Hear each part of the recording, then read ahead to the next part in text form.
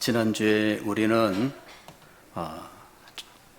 조금은 불편해도 없으면 치명적인 문제를 일으키는 일이 있다 하는 일에 대해서 함께 생각을 했습니다.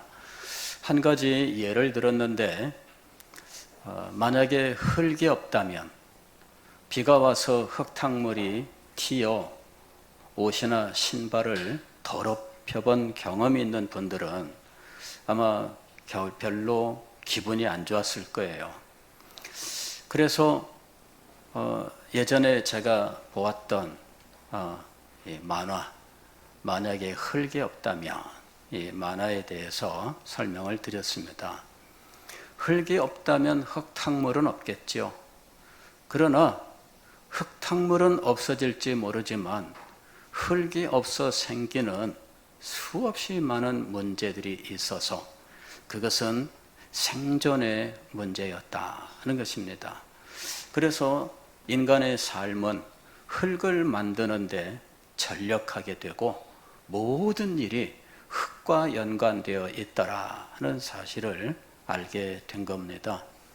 마찬가지로 우리의 믿음이 그렇습니다. 우리의 자녀들은 교회에 와라, 예수님 믿느냐 이런 문제가 아마 좀 뭐라 그럴까 귀찮고 그럴 수 있습니다. 그죠? 기주, 동양 챔피언 김기수가 생각납니다. 기주, 예수님 믿으라고 하면은 귀찮죠. 교회 가라 그러면은 막 귀찮죠. 아니랍니다. 할렐루야. 예. 기주하고 기서가 엄마가 여기 머리카락을 좀 잘라준 것 같아요. 그래요? 예. 이뻐요. 머리카락 자르니까 얼마나 이쁜지 몰라요. 두 사람 눈이 마스크 딱 가리니까 이 눈만 딱 보이는데, 눈만 보면 여기는 장동건이야. 예. 자, 어쨌든 이 믿음이 없으면 참 편할 것 같아. 그죠? 상준이 어때요? 믿음이 없으면 편할 것 같지 않아요? 집에서 주일날 늦잠 자도 되고. 예. 자, 여러분, 없으면 참 편할 것 같은데 없으면은 치명적인 문제가 생겨요. 도대체 믿음이 없으면 어떤 문제가 생길까? 여러분들에게 몇 가지 말씀을 드렸어요. 첫째, 가장 대표적인 것은 구원이 없다. 구원이 없다. 구원이 없으면 어떻게 되겠어요? 우리의 삶이 지금 구원이 필요한 삶이잖아요. 지금 어린 사람들은 잘 모를 겁니다만은, 그러나 세월이 흐를수록 우리의 삶은 구원이 필요하다라고 하는 사실을 잘감하게 돼요. 그러나 많은 사람들이 구원이 필요하지만 그러나 구원의 길이 있다는 사실은 부인하고 있어요. 그런데 우리는 다행히도 어릴 때부터, 태어나서 무엇인가를 알기도 전부터 교회에 나와서 말씀을 듣고 찬송하며 예배 참석하면서 이 믿음의 길을, 구원의 길을 배우고 듣고 오늘까지 온 거예요. 얼마나 감사한 일인지 모릅니다. 세상에 이것보다 더 큰 은혜가 어디 있습니까? 그러나 여러분, 보통은 너무 우리에게 그냥 쉽게 주어졌기 때문에 이것이 귀하다고 하는 사실을 깨닫지 못할 수가 있어요. 많은 우리 자녀들이 이것이 얼마나 귀한 것인지를 깨닫지 못한 채 힘들어하고 지겨워하고 피하고 싶고 그런 마음을 가지고 교회 생활을 하고 있다는 거예요. 그러나 여러분, 이것은 정말 중요한 문제입니다. 구원이 없다면, 믿음이 없다면 구원이 없습니다. 이 세상에 죽음으로 인하여, 질병으로 인하여, 가난으로 인하여, 전쟁으로 인하여, 여러분 재난으로 인해서 이 세상은 얼마나 힘들고 어려운지, 또 사람과 사람 사이의 관계가 얼마나 우리를 고통스럽게 하는지 구원이 없으면 이 모든 문제들이 해결이 되지를 않아요. 믿음이 없으면 이 모든 문제가 해결되지 않아요. 그래서 믿음이 없으면 구원이 없다라고 하는 이 말은 정말 중요한 문제예요. 두 번째로 생각했던 것은 믿음이 없으면 교회가 없다. 교회가 없으면 복음 전파도 없지요. 교회가 없으면 하나님께 드리는 이 예배도 없어요. 예배 안 드리면 편하고 좋잖아요. 그렇죠? 예배 없으면 얼마나 편할까? 그런 생각을 해본 적이 있으실지 모르겠습니다. 그런데 여러분, 교회가 없으면 이 세상에 마치 불이 꺼진 것과 같은 거예요. 불이 없는 산길을 가본 경험이 있으세요? 저는 이제 그런 경험을 좀 해봤어요. 한 번은 예전에 이 산에 기도하러 올라갔는데, 랜턴을 안 가지고 온 거 있죠. 그래서 지금 산에는 올라가는데 랜턴 때문에 내려갈 수도 없고, 이래서 그냥 갔어요. 그냥 불도 없이 그냥 더듬더듬 기억에 의해서, 낮에 왔을 때 기억에 의해서 이렇게 가다가 얼마쯤 가면은 모퉁이가 나타나고 어떻게 되고, 근데 아무리 그래도요, 가다 보면은 돌뿌리에 걸리기도 하고 푹 꺼진 곳이 있어서 이게 불수가 넘어지기도 하고, 정말 엉금엉금 기다시피 해서 그 자리를 찾아갔는데, 손을 뻗으면은 손이 안 보이는 그런 캄캄한 산길을 가봤어요. 그런데 교회가 없으면 이 세상이 그렇게 되는 거예요. 교회가 없으면 이 세상은 그 빛이 사라진 세상과 같은 거예요. 하나님께서 이 교회를 이 세상에 빛으로 세워놓으셨거든요.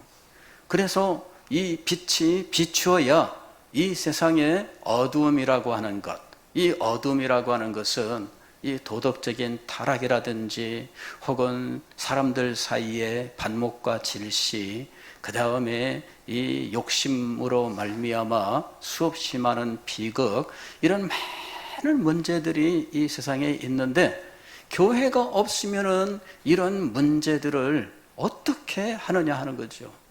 복음이 전파되고 하나님을 알고 예수 그리스도를 구주로 영접하고 새로운 삶을 시작해야 이러한 어두움의 빛이 점점 생기는 거잖아요. 근데 이게 없으면 어떻게 될까요? 여러분, 그런 사진 보신 적이 있어요?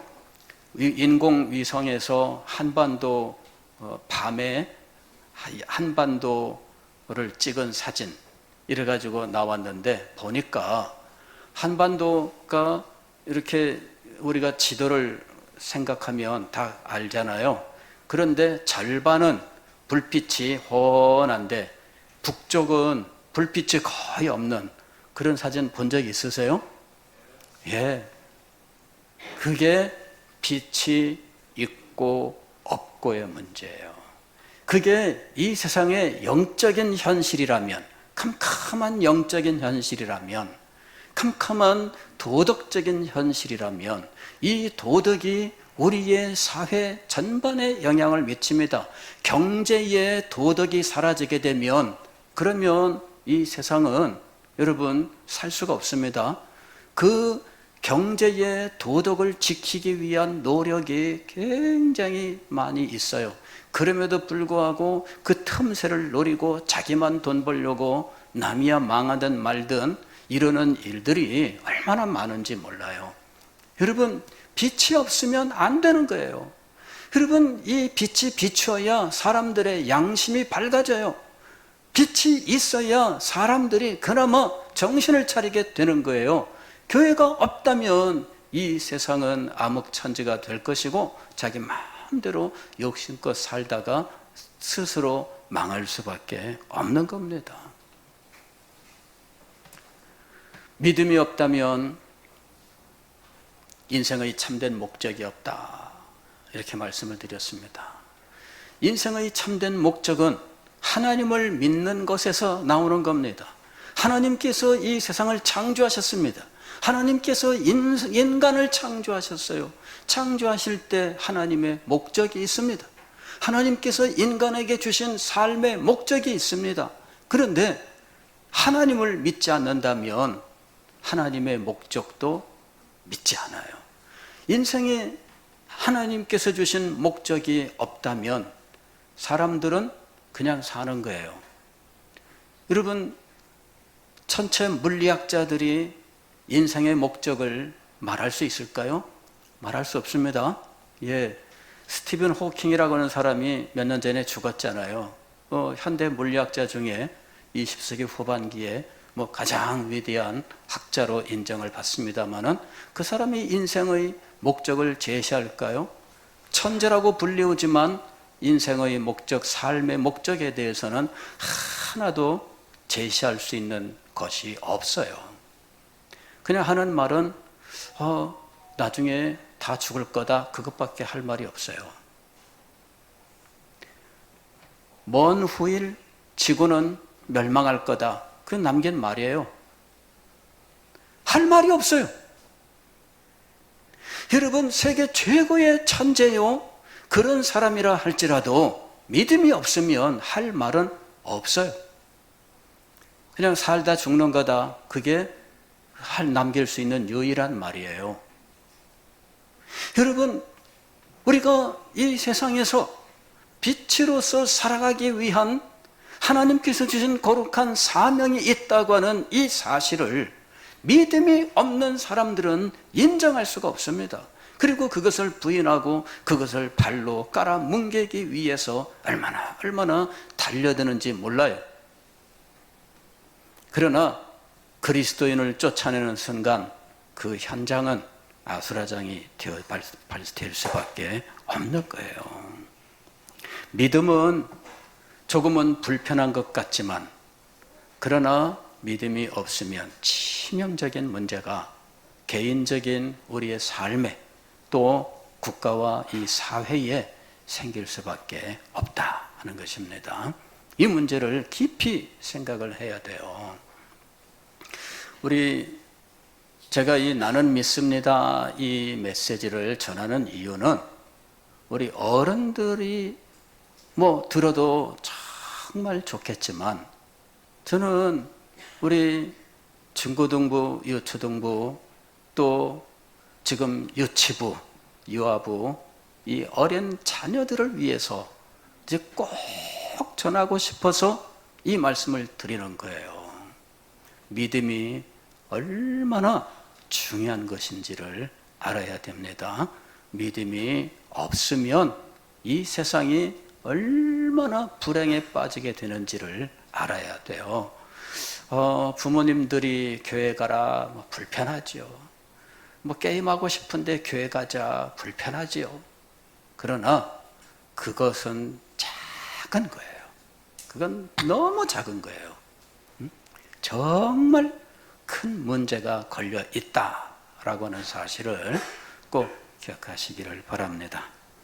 자, 그러면 도대체 이 믿음은 어떻게 우리의 마음속에 생기는가 하는 것이죠.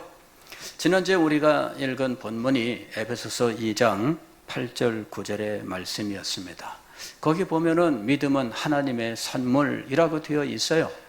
그래서 믿음이 내 마음속에 없다면 나는 아직 선물을 안 받은 것이고, 그죠? 내가 믿음이 없는 것은 하나님이 아직 안 주셨기 때문이야.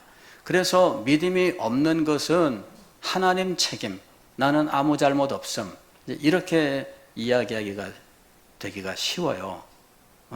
자, 믿음이 없는 것은 누구의 잘못인가? 예은이, 믿음이 없는 거는 누구 잘못 같아요? 한번 찍기. 하나님 잘못이다. 1번 하나님 잘못이다. 2번 내 잘못이다. 3번 우리 엄마 잘못이다. 누구 잘못 같아요? 자기 잘못 같아요? 하나님의 선물이라며 하나님이 안 주신 거 아니에요? 안 주신 분 잘못이지. 그러잖아요. 그죠? 하나님이 안 주셨으니까 믿음이 없는 거잖아요. 선물이라며. 저도 과거에 이런 문제를 가지고 고민을 했었어요. 하나님께서 은혜를 주시는데 이게 분명히 주셨대는데 나는 안 받았어. 그러면 이게 중간에 어떻게 된 거예요? 택배 사고가 일어난 거죠. 예. 그래서 택배 회사 잘못이야, 이거는. 그죠? 예. 그래서 제가 참 여러 책들을 보면서 하나님은 우리에게 은혜를 주셨다, 이렇게 과거형으로 말씀하셨는데 나는 아무리 뒤져봐도 없는 거예요. 그래, 나는 없는데 주셨대. 그러면 분명히 이게 중간에 문제가 생긴 거죠. 어떤 분이 그러시더라고. 아직 배송 중이야. 예, 배송 중이야. 자, 믿음의 선물이 지금 배송 중이다. 언제 도착할까? 그건 잘 모르겠습니다. 요새 파업도 하고 그러기 때문에 시간이 좀 더 걸린대요. 자, 우리는 파업이 끝나기만 기다리고 있어야 하는가? 자, 이 문제가 오늘 우리가 생각할 문제입니다. 하나님은 주셨다는데 도대체 이 믿음은 나에게는 내가 아무리 봐도 없는 것 같아요. 아무리 찾아봐도 없는 것 같은데 도대체 이 문제는 어떻게 된 것인가? 오늘 우리가 읽은 성경 말씀은 이 비시디아 안디옥이라고 하는 곳에서 사도 바울이 말씀을 전하고 그곳에서 많은 사람들이 예수님을 믿고 구원을 얻은 사실을 기록하고 있습니다. 그러나 그곳에서 또 많은 사람들은 복음을 듣지 않고 오히려 거부하고 사도 바울을 핍박하여 그곳을 떠나게 만들었다는 것이죠. 어떤 사람들은 구원을 받고 어떤 사람들은 구원을 받지 못했습니다. 어떤 사람들은 믿음을 얻었고 어떤 사람들은 믿음을 발로 걷어찼습니다. 자, 그 일이 오늘 우리가 읽은 이 말씀 속에 기록이 되어 있는 거예요. 자, 어떤 사람들이 믿음을 얻게 되었을까요? 어떤 사람들이 믿음을 발로 걷어찼을까요? 지금 두 종류의 사람이 여기에 등장하고 있습니다. 44절 말씀을 보면은 이렇게 되어 있습니다. 자, 성경 한번 찾아보세요. 우리 동양 챔피언 김기수가 생각나는 김기주. 사도행전 13장 211페이지, 신약성경 211페이지.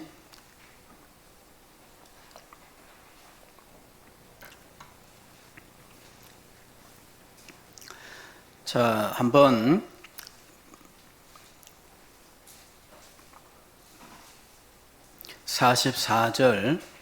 사도행전 13장 44절 다 같이 한번 읽겠습니다. 자, 준비됐어요? 자, 준비됐으면 사인 보내세요. 옆에 우리 상준을 한번 찾아줘봐. 옳지. 성경은 목사님이 증명하고자 하는 성경은 찾으셔야 돼요. 그냥 이야기하고 넘어가는 것은 듣기만 하셔도 되고요. 증명하고자 하는 성경 구절은 찾으셔야 돼요. 그래서 지금 찾는 겁니다. 자, 44절 다 같이 한 절만 읽습니다. 시작.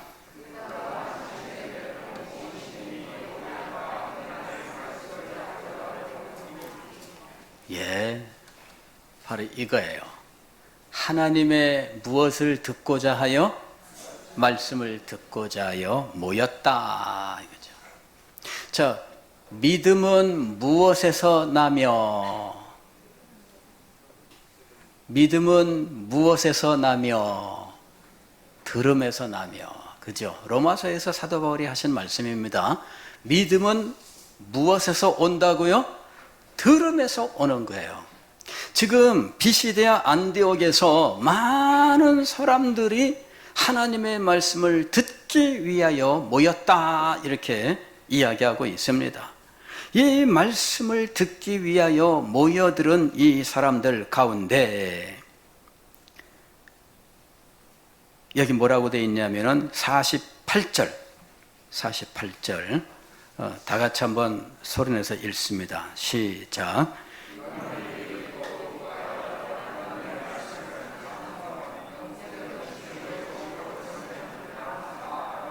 예, 하나님의 말씀을 듣고자 하여 모인 사람들 중에 말씀을 들은 다음에 마음이 열렸어요. 그래서 기뻐하여 그랬어요. 듣고 기뻐하여. 하나님의 말씀을 들을 때 마음을 열어야 돼요. 마음을 열지 않으면 이 말씀이 하나도 남지 않습니다. 그래서 말씀을 들을 때 마음을 열고 그 말씀을 듣고 기뻐했습니다. 그리고 그 일로 인하여 하나님을 찬송했는데 뭐라고 되어 있냐면은 영생을 주시기로 작정된 자는 다 믿더라 그랬습니다. 믿음이 일어난 거예요. 자, 하나님의 말씀을 들어야 믿음이 생깁니다. 그런데 하나님의 말씀을 들을 때 그냥 마음을 닫고 귀를 닫고 그냥 어쨌든 이 시간만 지나가라 이러고 있으면 믿음이 안 생겨요. 이걸 우리가 잘 알아야 됩니다. 예전에 우스갯소리가 있어요. 이야기하면은 뭐 7080 개그다 이럴지 모르겠는데 이 아빠가 이 아들을 혼냅니다. 나 그러면 돼. 막 그랬더니 이 아이가 고개만 푹 숙이고 있는 거야. 그랬더니 고개 들어. 왜 넌 자꾸 혼낼 때 고개만 숙이고 있어? 그랬더니 아들이 대답을 했습니다. 고개를 숙이고 있어야 잔소리가 빨리 지나가잖아요.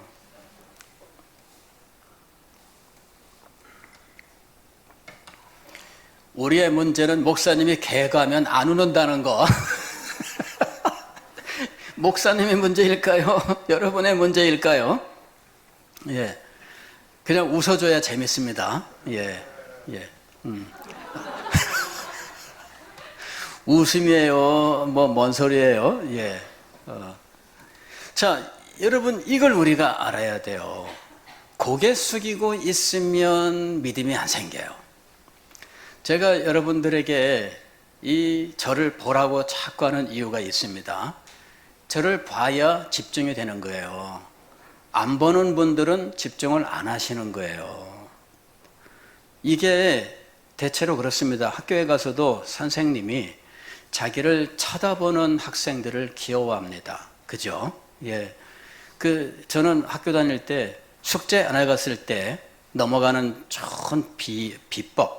뭐냐면 선생님만 쳐다보고 있는 거야. 그러면 선생님이 숙제 검사하다가도 나는 검사 안 하고 그냥 넘어가더라고. 그럴 것 같아요? 안 그럴 것 같아요? 상준이? 그럴 것 같아요? 아니 정말이에요. 이건 목사님이 터득한 방법입니다. 숙제 안 했을 때 선생님을 정말 쳐다봐라. 선생님만 이쪽으로 가시면 이렇게 탁 쳐다보고 막 이러고 있으면 선생님이 저는 숙제 검사 안 합니다. 그리고 검사했어도 뻔히 안 했는데도 불구하고 했구나. 그리고 넘어가시더라고. 예, 야, 집중하는 거 선생님이 얼마나 좋아하는지 몰라요. 그런데 집중할 때 그때 우리의 마음속에서 많은 일들이 일어나요. 하나님의 말씀을 듣고라는 것은 그냥 자동차 소리 들리는 것처럼 관심 없이 들리나 보다 이런 걸 말하는 게 아니에요. 집중하는 걸 말하는 거예요. 집중하고 마음을 열어라. 그럴 때 믿음이 생기는 거예요. 한번 생각해 보세요. 제가 지난번에 수련회 가서 물어봤습니다. 몇몇 학생들에게 믿음이 있니? 물어봤습니다. 그랬더니 고개를 끄덕끄덕 안 하고 좌우로 흔들었어요. 그 얘기는 믿음이 없다는 말은 아닐 겁니다. 제가 볼 때는 그 말은 믿음이 없다는 말은 아니고 자신이 없다는 말이겠죠. 난 믿는다고 목사님 앞에서 네 하고 말하기에는 조금 조금 자신이 없는 거예요. 그랬죠? 네, 그런 것 같아요. 목사님은 그렇게 이해를 했어요. 분명히 지금까지 어릴 때부터 교회를 다녔고 찬송하고 말씀을 들었는데 막상 물어보니까 자신은 없어요. 한번 생각을 해보세요.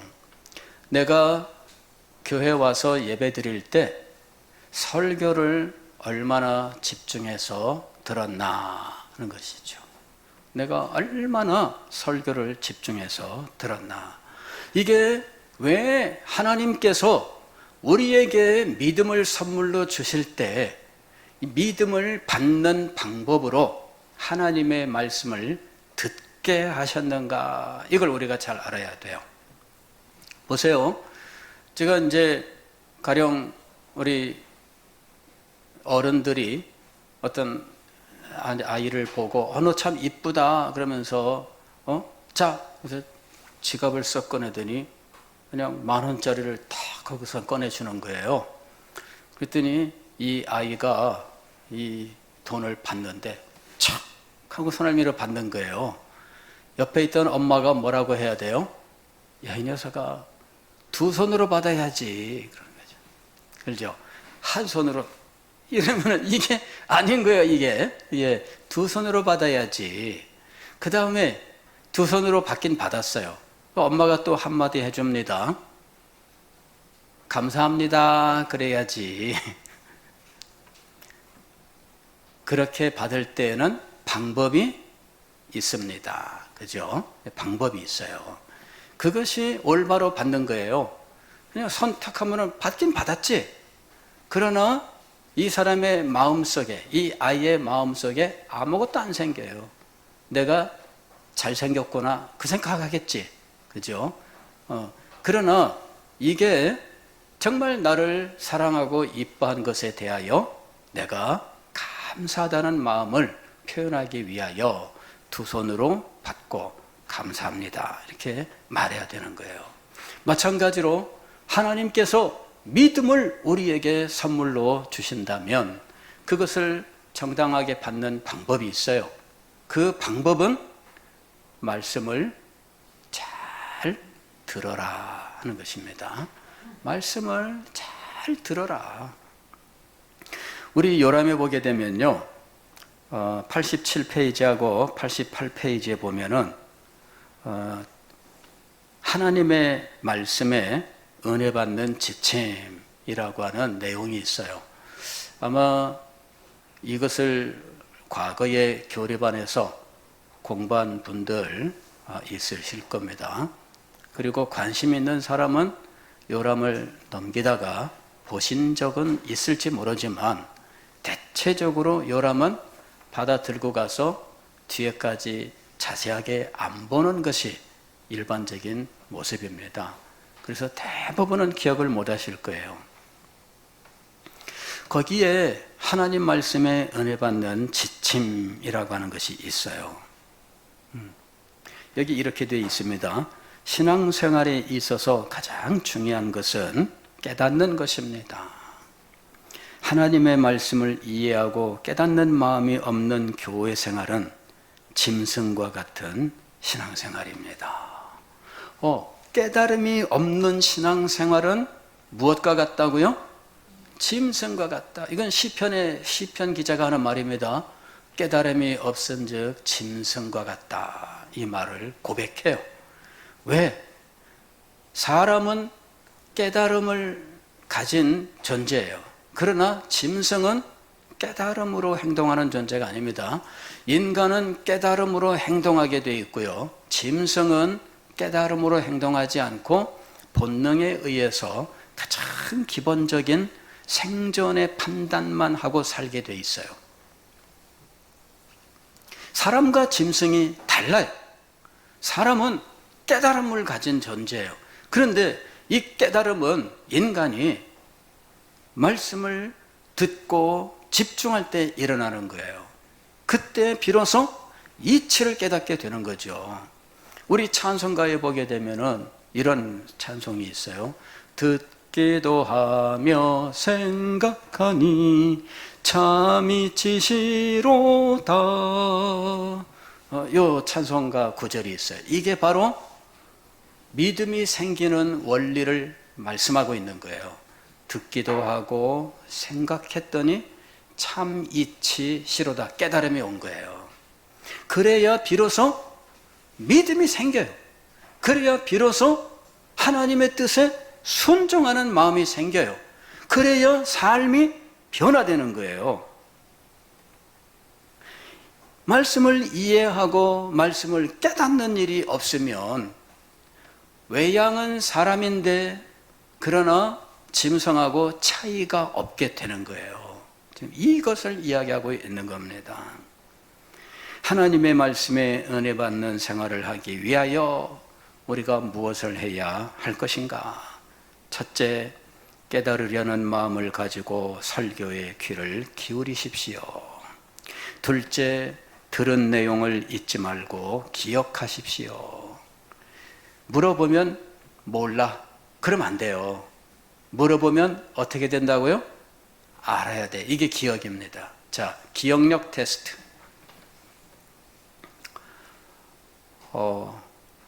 믿음이 없으면 첫째, 무엇이 없다? 이런 건 기억을 해야 되는 거예요. 이게 기억을 하는 거예요. 자, 믿음이 없으면 첫째, 무엇이 없다? 구원이 없다. 둘째, 무엇이 없다? 교회가 없다. 셋째, 무엇이 없다? 인생의 참된 목적이 없다. 이런 것들을 기억하라 이 얘기예요. 그러니까 이게 바로 설교의 개요야. 요 개요를 기억을 해야 돼요. 자, 이 말씀을 기억하는 것이 중요합니다. 그래서 집에서 부모님들은 자녀들과 함께 저녁 때 오늘 목사님 말씀을 기억하니 한번 확인해 보셔야 돼요. 오늘 무슨 말씀을 하셨을까 하고 생각나는 것을 자유롭게 말을 하도록 해봐야 돼요. 그렇게 하면서 말씀을 기억하도록 하는 것 아주 중요한 겁니다. 기억해야 돼요. 세 번째로는 깨닫는 진리에 대하여 감화를 받도록 기억할 것. 감화를 받는다는 건 뭐냐면 내 마음이 그것을 받아들이는 거예요. 내 마음이 이것을 받아들이는 거예요. 그 말씀을 들으면서 마음에 받아들여야 돼요. 기억한 것이 마음에 들어오게 해야 돼요. 그 다음에 네 번째, 배운 바대로 실천하기를 힘써라. 이렇게 되어 있죠. 듣긴 들었는데 외면하면 깨달음으로 오지 않아요. 무슨 말씀이냐면은 하나님의 말씀을 들었고 또 정말 그럴 법해서 끄떡끄떡 아멘 아멘 했는데 실천을 안 해. 다시 말씀을 드리면은 순종을 안 하면 말씀이 날아가요. 휘발유처럼 날아가고 없어요. 어떻게 해야 남아요? 실천해야 돼요. 순종해야 돼요. 이러한 일이 우리에게 있어야 비로소 믿음이 우리의 마음속에 생기는 거예요. 한번 가만히 생각을 해보세요. 하은아, 가만히 한번 생각을 해보세요.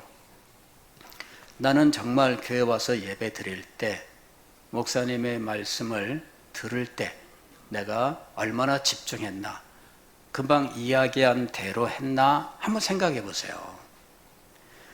그렇지 않고 나한테는 믿음이 안 생겼어, 하나님이 잘못한 것 같아, 이렇게 생각하면 오산입니다.